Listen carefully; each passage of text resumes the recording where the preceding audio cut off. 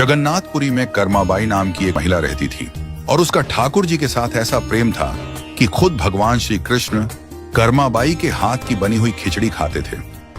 अब कर्मा रोज अपने नियम के अनुसार सुबह सवेरे जल्दी उठकर भगवान श्री कृष्ण के लिए बड़े प्रेम से खिचड़ी बनाती और भगवान को थाली में भोग लगाती। कुछ देर में भगवान खिचड़ी खा लेते और थाली साफ हो जाती। इसके बाद कर्मा अपने स्नान ध्यान आदि नित्य कर्मों में लग जाती और इसी प्रकार यह क्रम निरंतर चलता रहा। एक दिन भगवान श्री कृष्ण को भोग लगाने के बाद एक छोटा सा बालक कर्माबाई के पास आया और उनसे बोला, माँ कुछ खाने को है, बड़ी भूख लगी है। कर्माबाई ने कहा, हाँ बेटा, मैंने अभी अभी खिचड़ी बनाई है, आजा बैठ जा, तू भी खिचड़ी खा ले। यह कहकर कर्माबाई ने बड़े प्यार से उस बालक को खिचड़ी परोसी और बालक ने भी बड़े ही चाव से खिचड़ी खाई। उस बालक के रूप में स्वयं भगवान जगन्नाथ कर्माबाई के हाथ से बनी खिचड़ी खाने साक्षात पधारे थे। बालक ने जल्दी से खिचड़ी खा ली और उनसे कहा, माँ खिचड़ी बहुत अच्छा बनी है, मैं कल भी खिचड़ी खाने आ जाऊं? कर्माबाई ने कहा, कल क्या बेटा, मैं तेरे लिए रोज खिचड़ी बनाकर रखूंगी, तू रोज खिचड़ी खाने आ जाया कर। बालक ने कहा, ठीक है माँ। अगले दिन से वह बालक रोज सुबह सवेरे कर्माबाई के पास खिचड़ी खाने आने लगा। कर्माबाई भी रोज अपने नियम से सुबह सवेरे जल्दी उठकर भगवान श्री कृष्ण के लिए खिचड़ी बनाती और भगवान के सामने थाली रखती। फिर भगवान खिचड़ी का भोग लगाते और उसके कुछ ही देर बाद वह बालक आ जाता। फिर कर्माबाई उसे भी बड़े प्रेम से खिचड़ी खिलाती। एक दिन कर्माबाई की कुटिया के पास एक साधु आया।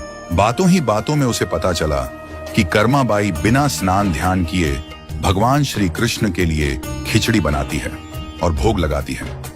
उसने कर्माबाई से कहा, स्नान किए बिना भगवान की पूजा करने और भोग लगाने से पाप लगता है। इसलिए उसने कर्माबाई को स्नान करके पूरे विधि विधान से पूजा करके भोग लगाने को कहा।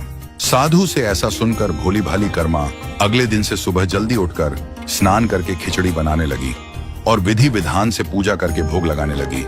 ये सब करने में कर्माबाई को बहुत देर लग जाती, लेकिन वह बालक तो रोज सुबह अपने समय से आ जाता और कर्मा से कहता, माँ मुझे भूख लगी है, मुझे जल्दी खिचड़ी दे, माँ जल्दी कर, माँ जल्दी कर।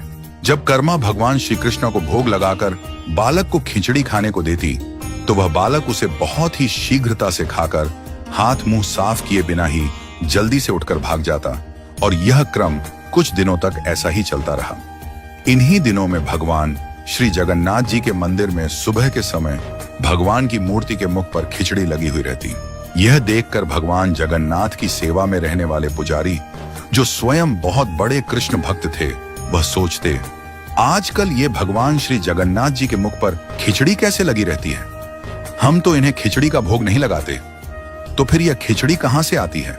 कुछ दिनों तक लगातार भगवान श्री जगन्नाथ जी के मुख पर खिचड़ी लगी देखने पर पुजारी इसे भगवान की लीला मानते हैं और समझ जाते हैं कि भगवान रोज कहीं से खिचड़ी खाकर आते हैं।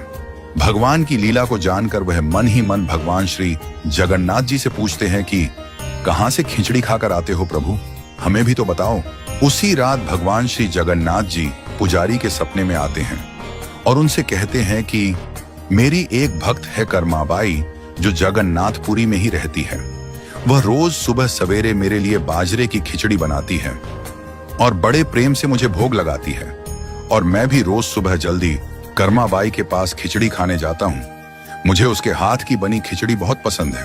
परंतु कुछ दिन पहले कर्मा के पास एक साधु आया और कर्मा को स्नान ध्यान करके विधि विधान से पूजा करके भोग लगाने को कह गया। इसलिए आजकल वह विधि विधान से पूजा करके भोग लगाती है और उसके बाद मुझे खिचड़ी खिलाती है।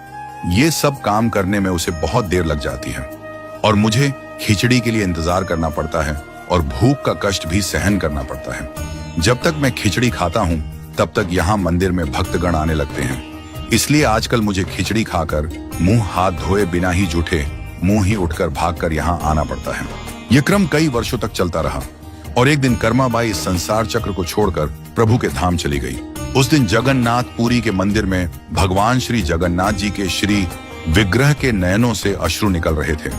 यह देखकर मंदिर के सभी पुजारी और जगन्नाथपुरी के राजा भी मंदिर में उपस्थित हो गए और प्रभु से विनती करने लगे कि हे प्रभु, क्या हमसे कोई भूल या अपराध हुआ है?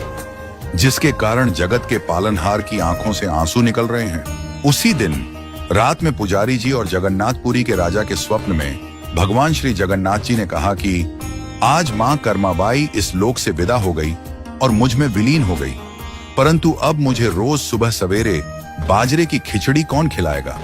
अगले दिन जगन्नाथपुरी के राजा ने मंदिर के सभी पुजारियों और संतों से राय ली और यह आदेश जारी किया कि आज से भगवान श्री जगन्नाथ जी को सुबह सवेरे सबसे पहले मां कर्माबाई के नाम से बाजरे की खिचड़ी का भोग लगाया जाएगा, जिससे भगवान को मां कर्माबाई की कमी कभी महसूस न हो।